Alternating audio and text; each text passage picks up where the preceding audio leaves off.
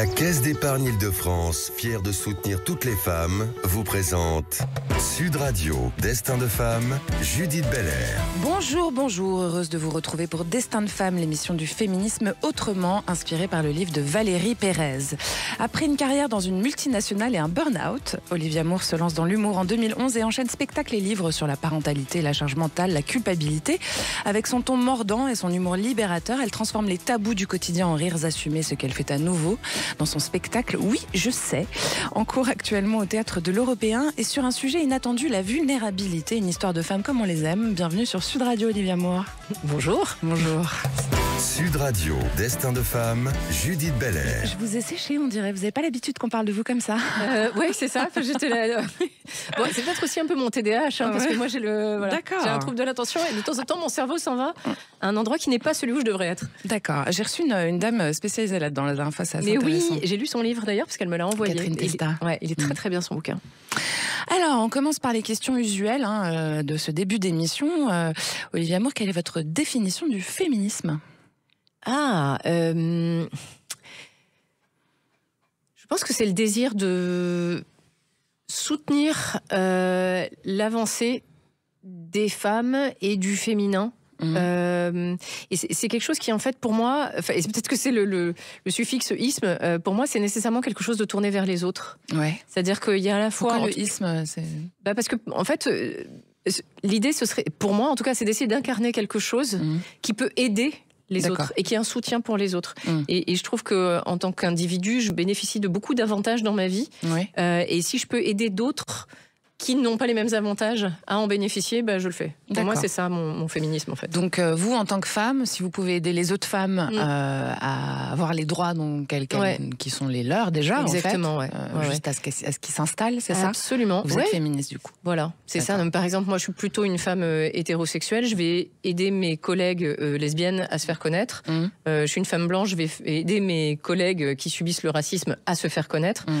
Quand je dis ça, ça veut dire, si on me propose de sponsoriser quelqu'un, je vais plutôt choisir des femmes qui ne bénéficient pas des mêmes, entre guillemets, passe-droits que ceux que je peux avoir, ou en tout cas des avantages que ceux que j'ai eus. D'accord, parce que vous pensez que vous avez des passe-droits en tant que femme blanche je sais que c'est plus facile pour moi, en tant que femme blanche, ça c'est certain, mais aussi, par exemple, si moi je me mets en colère, ça va être beaucoup plus tolérable que si c'est une femme noire qui se met en colère. Ah bon? Parce qu'on va dire que on va les pas dire femmes que noires, vous elles êtes sont toujours... on va un peu dire que je suis hystérique, mais comme je m'exprime très bien, j'ai aussi une culture bourgeoise aussi qui m'aide. C'est-à-dire que moi, j'ai été très bien éduquée. J'ai eu d'autres emmerdements dans ma vie. Attention, je vous dis pas que ma vie est parfaite. Tout est relatif. Voilà, tout est relatif. Mais en tout cas, les avantages que j'ai, j'essaye d'en faire bénéficier les autres. Donc, comme je suis très bien élevée, que j'ai les bons mots pour m'exprimer, que je sais exactement quoi dire, que je maîtrise en fait un certain nombre de codes que beaucoup de gens, par exemple, qui partagent pas la même classe sociale que moi, ne maîtrisent pas. Du coup, je mets ça aussi à leur service. Vous les transmettez, quoi. Ouais, je transmets et puis je fais en sorte aussi de les mettre en avant et de. Alors, est-ce que les hommes ils peuvent être féministes selon vous? Moi, je crois que oui. Après, je pense que c'est super exigeant pour un homme d'être féministe. Par exemple, j'ai un fils qui lui, s'affirme comme féministe. Il a 18 ans. Et en même temps, je me retrouve à lui dire que c'est super dans la pensée et que c'est encore mieux dans les actes. Et que le féminisme, en fait, avant même d'être une pensée, c'est l'incarnation de quelque chose. Bien sûr. Que voilà, quand je dois le relancer pour ranger la cuisine ou même, je sais pas quoi, prendre soin des autres, juste être suffisamment tourné vers l'autre et avoir des attentions sans qu'on les lui demande, et ça requiert un effort chez lui. Mais ça requiert un effort, oui, parce qu'il est socialisé, même s'il a été socialisé à mon contact. Et que, parce qu'il n'est pas construit comme ça au départ par les codes de la société. Les codes de la société, en fait, se sont chargés de lui apprendre d'autres trucs. Une forme de brutalité, une forme d'aisance que beaucoup de femmes ne peuvent pas partager. Voilà, et c'est ça que j'essaie de lui apprendre. Et par exemple, même, le pauvre, je le tanne, mais quand il va en soirée, je lui dis, tu gardes un œil sur les filles, et si t'en vois une, par exemple, qui est un peu bourrée, un peu pas bien, et entourée par des gars, tu me l'attrapes, tu la mets dans un Uber, je paye le Uber s'il faut, mais voilà, ça n'est pas rien, en fait. Et c'est des circonstances qui peuvent être parfois gravissimes pour tout le monde. Parce que parmi les garçons agresseurs, il y en a qui, certes, agressent en connaissance de cause, c'est-à-dire ils savent que c'est mal, ils savent que c'est grave. Et ils le font quand même. Mais il y a aussi, déjà, basiquement, il y en a qui savent pas que c'est mal, ce qui est ahurissant à l'époque actuelle, mais voilà. Et puis, il y a aussi ceux qui savent pas que c'est grave, entre guillemets. Et ça, c'est lié à la socialisation des garçons. Et donc, moi, j'essaye de lui apprendre ce genre de trucs. Bravo, c'est important. Ça passe par les mères, effectivement. Ça passe par les parents, en tout cas. Ouais. Alors, un obstacle pour vous, qu'est-ce qui fait que ce droit des femmes a du mal à avancer autant qu'on le voudrait, aussi vite qu'on le voudrait ? Alors, il y a plein de trucs et moi j'ai tendance à pas mal bouquiner sur le sujet. Là, j'ai lu récemment un livre de Olivia Gazalet qui s'appelle Le mythe de la virilité, que je trouve extrêmement intéressant et qui m'a décodé pas mal de choses sur notamment la méfiance en fait vis-à-vis des femmes. Et probablement ça n'avance pas parce que, enfin, ça n'avance pas. Ça avance, ça recule et machin. Enfin, c'est un truc 3 pas en avant, 4 pas en arrière. Exactement. C'est aussi très bien décrit dans le bouquin de Titu Lecoq, je trouve, Les Grandes Oubliées, où on voit plein d'avancées, puis tout à coup, pouf, on rembobine. Et moi, j'ai hurlé vraiment. On voit bien ce qui se passe aux États-Unis en ce moment. Et on notamment. voit ce qui se passe aux États-Unis. Et pour moi, il y a deux choses. Il y a effectivement un élément culturel très fort et qui est plus très conscient dans notre société, c'est la méfiance vis-à-vis des femmes, je trouve. Et il y a d'autre part un truc qui est là, pour le coup, dans la socialisation des garçons, c'est-à-dire qu'on dit tellement aux garçons de pas s'apesantir sur leurs émotions, que ah non c'est bon tu vas pas pleurer, ah bah non c'est pas grave, qu'en fait je pense que malheureusement ça inhibe leur empathie. Et c'est normal parce que si on leur apprend pas à avoir de l'empathie vis-à-vis d'eux-mêmes, comment ils peuvent en avoir vis-à-vis du monde extérieur? C'est vrai. J'explique, je déresponsabilise pas hein. Les gars qui m'entendent, cultivez de l'empathie vis-à-vis de vous-même, ça veut pas dire plaignez-vous à longueur de journée, mais ce sera plus facile de vous mettre à la place des autres. C'est un muscle, ça s'apprend l'empathie. Et alors, qu'est-ce qui fait qu'il a bondi quand même, cette avancée qui recule? Elle a aussi bondi, on a fait plusieurs grands bonds en avant depuis quelques temps. Qu'est-ce qui fait que ça bouge aussi bien selon vous? J'ai tendance à dire que c'est la sororité. Pour moi, il y a un truc... non, enfin, je sais pas, je vous sens sceptique, mais c'est argumentable. Non, c'est argumentable, ouais. Là, comme ça... Enfin, moi, je vois ça dans ce qui s'est passé avec MeToo, par exemple. Enfin, la grande vague MeToo de 2017. Ce qui s'est passé, c'est qu'en fait, des femmes ont pris fait et cause les unes pour les autres. Et ça, c'est nouveau, ça. C'est hyper nouveau. Il y avait là, justement, dans Le Monde de cette semaine, il y a un article qui interroge, comment elle s'appelle, cette historienne qui est formidable. Pardon, c'est le TDAH, j'ai oublié. Bon, c'est pas grave. Bref, et qui notait un très grand changement entre les procès auxquels Gisèle Halimi a fait face, notamment quand elle a défendu les 2 jeunes filles qui avaient été violées, et ce qui s'est passé avec Gisèle Pellico. C'est que à la sortie des procès où les 2 jeunes filles violées avaient été mises en accusation, finalement, à la sortie du tribunal, il y avait des femmes, mais qui les conspuaient, qui les traitaient de putes et de dégénérées, et de dépravées, etc. Là, à la sortie du procès de Gisèle Pellico, elle a été applaudie, elle a été soutenue. Et je crois qu'il y a quand même un truc qui a beaucoup évolué sur... Il y a beaucoup de femmes maintenant qui prennent fait et cause les unes pour les autres. Pas encore assez. Allez, on se tient les coudes. C'est un peu les premières à se mettre des bâtons dans les roues parfois aussi. Hein. Ah bah bien sûr, oui. Il y a une grosse responsabilité. Toutes les femmes ne s'engagent pas pour les autres femmes. C'est en ça que le isme est intéressant. C'est-à-dire que, par exemple, il y a un personnage que j'adore. C'est au-dessus, quoi. C'est ça que vous voulez dire. Ouais. Mais moi, j'adore Colette, par exemple, l'autrice et le personnage et tout ce qu'elle a incarné. Mais c'est une femme pas du tout féministe, au sens où elle a fait ce qu'elle voulait. Et presque masculiniste, même. Quasi. Mais oui, bien sûr. Mais par contre, elle n'a jamais cessé de soutenir les hommes et de démolir les autres femmes. Ça va me dire, enfin, Colette, ça va pas la tête. Non, mais vraiment. Ah, mais moi, j'adorerais faire une bouffe avec Colette pour lui remettre les idées en place. Vraiment. Alors, on va parler de vous un peu. Simone de Beauvoir, elle nous disait, on ne naît pas femme, on le devient. Est-ce que vous avez un moment particulier où vous êtes sentie femme dans votre vie, tout d'un coup? Oui, alors femme aux yeux de la société, mais femme tout court, c'est aux yeux de vous-même plutôt.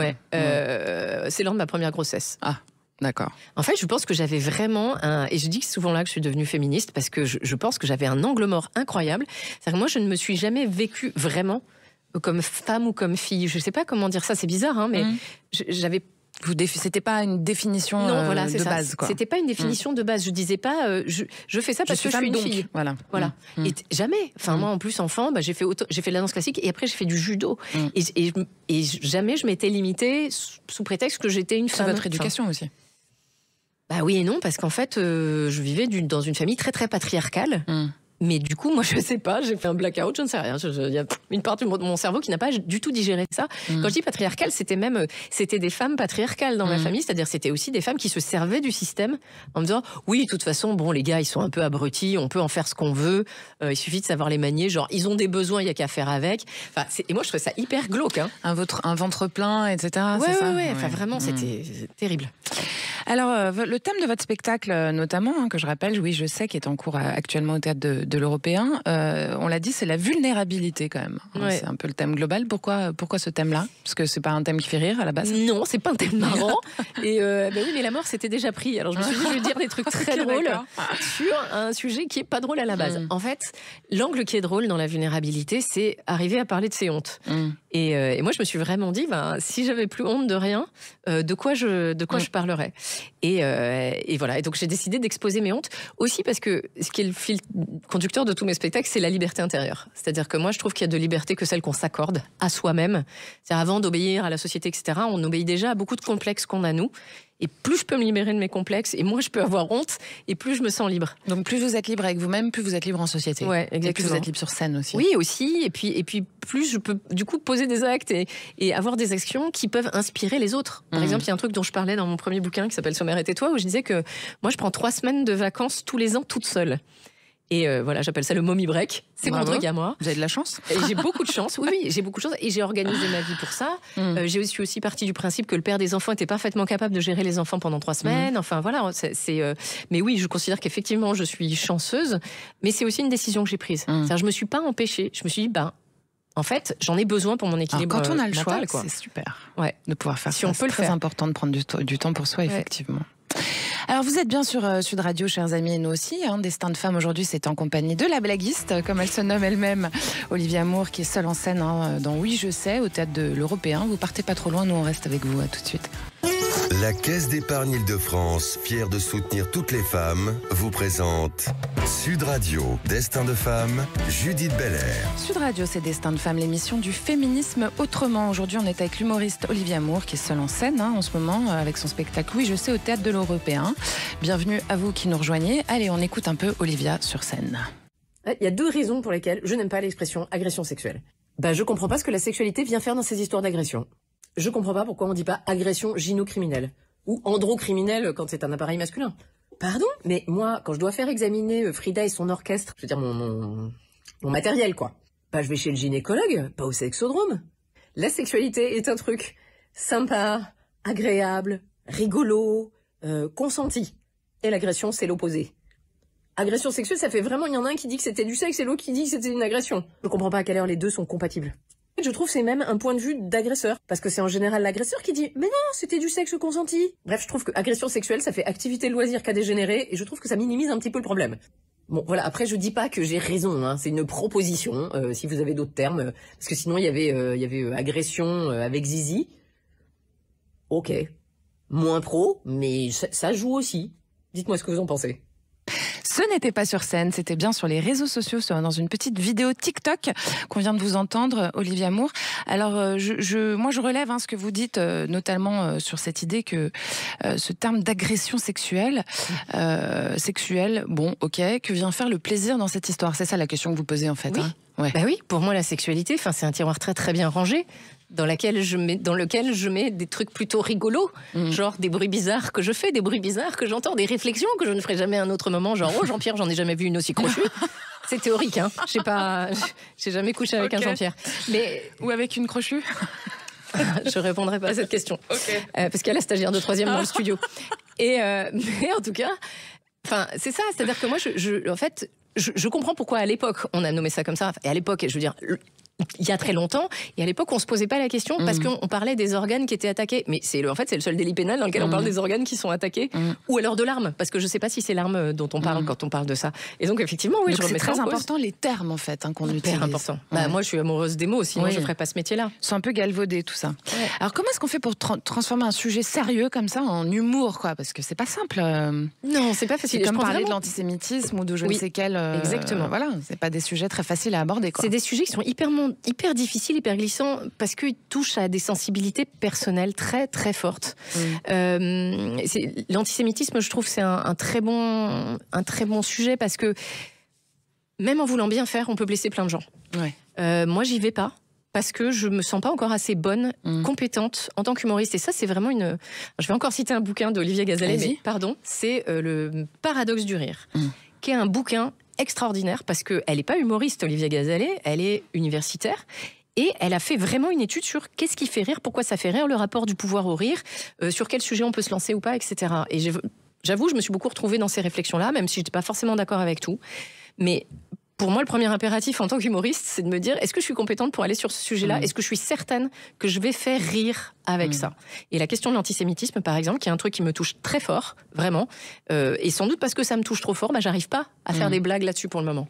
Et alors, comment est-ce qu'on fait pour transformer, je repose la question autrement, pour transformer un sujet sérieux tel que les agressions, etc., en rire ?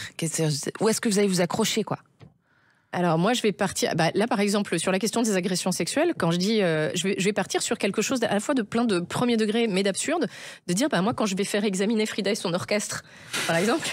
voilà, l'image vous fait marrer. Si j'avais parlé vraiment de mon appareil gynécologique, c'était pas marrant. Donc déjà en mettant des images marrantes et complètement décalées par rapport au sujet. Frida, oui, on Frida la et voit son bien, orchestre, voilà. Parce que Frida Kahlo. J'avais compris. Voilà. Parce que je l'appelle Frida pour les auditeurs. Oui, non, mais parce que je l'appelle Frida parce qu'elle est poilue, rigolote et puis on s'en fout. Mais c'est surtout que. Et son orchestre, parce que c'est rigolo, parce qu'il y a plein de matériel là-bas en bas. Oui. Donc voilà pourquoi c'était pertinent. Et en fait, c'est en utilisant des images marrantes. Ou même en revenant au premier degré. Quand je dis je dois la faire examiner, je vais chez gynécologue, pas au sexodrome. C'est à la fois du bon sens, c'est logique, en fait. Et à la fois l'image est marrante. Parce qu'on voit la grande devanture boulevard de Clichy. C'est incisif, quoi. Parce qu'effectivement, on se rend compte de l'absurdité, en fait, que vous soulignez par là. Ça veut dire qu'il y a un parti pris, en fait, quand on utilise ces mots-là. Et il y a un côté un peu, c'est un peu sa faute, parce que si c'est sexuel, accoler la sexualité au monde féminin, ça veut dire qu'elle a mis une minute, quoi. Ça veut dire qu'en tout cas, elle était d'accord pour faire des trucs qui sont pas très bien quand on est une femme. L'humour, c'est un bon moyen de briser les tabous, quoi. Ouais. C'est ça que... clairement. C'est ça que vous êtes un peu révoltée au départ. Oui, je suis un peu révoltée, c'est vrai. Je suis un peu frondeuse, en fait. C'est-à-dire que je suis pas forcément en colère, mais il y a des tas de trucs que les gens prennent comme des évidences. Et comme tous les humoristes, je suis là, non, je trouve pas ça si évident que ça. Et puis, est-ce qu'il y a un sujet que vous vous interdiriez sur scène ? Non. Non ? Je ne m'interdis aucun sujet, en revanche, j'attends d'être compétente pour le faire. Ça, vous l'avez dit. Je veux être sûre d'être super bonne. Et que ça va vraiment... que ça va avoir une vraie portée comique et intéressante. Alors, Olivier Amour, avant d'être humoriste, vous aviez une carrière dite normale. Un vrai travail, tout ça. Pourquoi est-ce que vous l'avez quittée ? Parce que comme tous les gens un peu impliqués, j'ai fait un burn-out, mais vraiment carabiné. Le truc où j'ai passé 16 heures par jour à dormir, pleurer, le peu de temps que j'étais réveillée, je faisais je suis fatiguée. Voilà. Et donc, quand j'ai fait ce burn-out, le médecin m'a dit écoutez, ce serait bien de ne pas retourner travailler dans des bureaux parce que vous êtes visiblement pas du tout faite pour ça. Si vous y retournez, ça va recommencer. J'étais super, merci de m'encourager. Et en même temps, ça a été libérateur. Parce que ce que j'avais envie de dire, c'est que le burn-out, comme votre divorce d'ailleurs, c'est des tournants nécessaires, c'est des tournants dans votre création artistique en fait. Absolument. C'est des déclencheurs, quoi. C'est des déclencheurs, oui. Souvent, les grandes douleurs créent aussi des grandes sources de blagues. C'est l'avantage. C'est ça. Après mon divorce, grosse source de blagues. On peut rire de tout. Moi, je pense qu'on peut rire de tout, mais pas n'importe comment. C'est pas tant avec n'importe qui que pas n'importe comment. Je pense qu'on vous pardonne plus facilement quand il y a un vrai travail très impliqué. Je reviens un peu toujours au même sujet, mais après, c'est un sujet de dissension avec d'autres humoristes. Je veux dire, il y a des tas de gens avec qui j'ai discuté qui m'ont dit alors, qui juge s'il y a suffisamment de travail ? Je dis déjà, on le sait entre nous, quand une vanne, elle est bossée ou pas. Quand c'est de la merde, on le sait. Bien sûr, on le voit très bien quand c'est un truc juste pour faire le cacou sur scène ou quelque chose qui a été vraiment bossé. On le sait, nous. Alors, vous êtes une femme humoriste. Ça, c'est une nouvelle vague aussi. C'est assez nouveau, toutes ces femmes humoristes. On est de plus en plus nombreuses et c'est génial. Qu'est-ce qui fait que tout d'un coup, ça s'est déclenché comme ça ? Et est-ce que c'est vraiment un changement de paradigme, en fait, social, sociétal ? Moi, j'ai l'impression que oui. Elles existaient avant, tout en étant obligées de se conformer à une vision masculine de ce que devait être une femme humoriste. Je pense à Jacqueline Maillan, je pense même à Sophie Daumier, je pense à elles étaient... En fait, il y avait un male gaze humoristique, c'est-à-dire qu'on devait correspondre à un modèle que les hommes avaient intitulé la femme drôle. Et donc la femme drôle, elle était moche, elle était ridicule, elle était une femme enfant un petit peu comme ça. Et voilà. Et en fait, je pense que on s'est toutes émancipée de ce modèle-là, en disant non, je vais y aller avec ma vraie personnalité, puis on verra bien. Et là, on est de plus en plus nombreuses, et moi, je trouve ça vraiment formidable. Alors, vous nous racontez, à travers vos blagues aussi, un peu de vous-même. Comment est-ce qu'on gère la limite entre ce qu'on dit ou si on en dit trop ? Est-ce que vous mettez des barrières ou est-ce que vous en faites un maximum et vous enlevez après ? Comment vous fonctionnez ? Alors, de toute façon, moi, j'ai encore le trouble de l'attention, fait que je suis très, très, très prolifique en termes de texte. Donc, effectivement, en général, je dois élaguer beaucoup. Je me sers de toute la matière possible Et après, ce qui compte, c'est est-ce que ça fait rire, est-ce que ça fait pas rire, ou est-ce que ça a du sens ou pas. Vous essayez les sketchs sur des gens avant de monter sur scène? Bien sûr. Et oui, puis ce spectacle-là, je l'ai rodé pendant 1 an, et à Paris, et en tournée, pour être sûr que je faisais pas rire que les urbains ou que les personnes en tournée. Et du coup, vous faites rire tout le monde? Eh ben, j'essaye. Est-ce que vous avez un souhait? Comme ça, un petit génie, là, qui arrive, Olivia Moore, qui vous dit, allez, je t'exauce ce que tu veux. En ce moment, j'ai un vrai souhait qui est pas du tout un souhait marrant, mais voilà, si un génie pouvait exaucer mon vœu, ce serait remettre de la tendresse dans le cœur des gens. Ouais, vous pensez qu'on manque de tendresse? Remettons-nous de la tendresse dans le cœur, en fait. Ah bah oui, là, tout est incroyablement radicalisé. Je trouve que, ça s'est radicalisé au sens, on est dans l'extrême peur et dans l'extrême colère, et donc tout le reste disparaît au profit de ça. Et ça me désole, en fait. Et je pense qu'on peut lutter avec de la tendresse au cœur. C'est pas utopiste d'être pour l'amour, quoi. Ah non, au contraire. Non, et puis pour les manifestations de l'amour, la tendresse est une manifestation de l'amour. Essayons de remettre de la tendresse, ouais. Qu'est-ce que vous avez à passer comme message aux auditeurs à part celui-là? Oh là là, il est très bien celui-là. Ouais. Après ça, un petit mot de la fin. Un petit mot de la fin. Essayez de mettre un maximum de fun dans votre vie. Et un fun qui est agréable pour tout le monde. Pas un fun qui se moque des gens, pas un fun qui blâme les gens.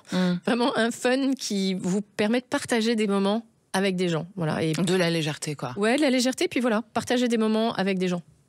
Merci beaucoup, Olivia Moore. Alors, vous êtes au Théâtre de l'Européen en ce moment. Je vais vous laisser nous dire les dates. Je sais qu'il y a le 24 février. Il y a le 24 février, il y a le 31 mars, il y a le 30 avril.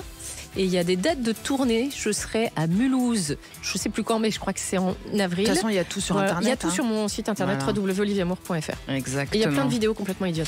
Alors, le spectacle de la blaguiste. Oui, j'adore ce terme, blaguiste, Olivia Moore. Merci pour ce nouveau mot à mon vocabulaire. Elle est seule en scène et c'est très drôle. Et c'est dans Oui, je sais, c'est au Théâtre de l'Européen, aux dates qu'elle vient de vous donner. Et puis, merci beaucoup, Olivia, d'être venue par ici. Merci, Judith. Je suis ravie. À bientôt. Prenez soin de vous. Chères auditrices, chers auditeurs, n'oubliez pas, demain, on se retrouve à 19h. Et puis vous pouvez tout retrouver sur sudradio.fr, les RS, les réseaux sociaux, etc. Merci à Julien qui réalise pour vous aujourd'hui et je vous embrasse. Bye bye. Sud Radio, Destin de femme, Judith Belair. Avec la Caisse d'épargne Île-de-France, fière de soutenir toutes les femmes.